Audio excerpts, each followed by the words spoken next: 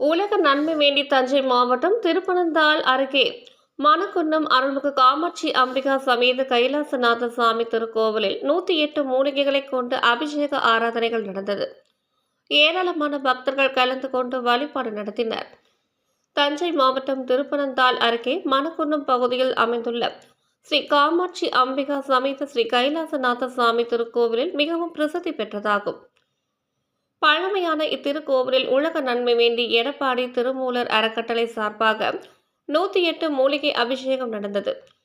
குழந்தை பாக்கியம் என திருமண தடை, நோய் நிவர்த்தி, செல்வ செழிப்பு, தொழில் மேன்மை, கடன் நிவர்த்தி உள்ளிட்டவை நடக்க வேண்டிய உலக நன்மை வேண்டியும் 108 வகையிலான மூலிகை பொருட்களை கொண்டு சுவாமி அம்பாளுக்கு சிறப்பு அபிஷேகங்கள் மற்றும் ஆராதனைகள் நடந்தது. தொடர்ந்து மகா தீபாராதனையுடன் பக்தர்களுக்கு அருட்பிரசாதம் வழங்கப்பட்டது. இதில் நிகழ்ச்சியில் திரு வெங்கடேசன் மற்றும் ஜெயந்தி, ரமேஷ், தீபா, பிரியா, கிருஷ்ணமூர்த்தி, வைத்தியலிங்கம் மற்றும் ஏராளமானோர் கலந்து கொண்டு வழிபாடு நடத்தினர்.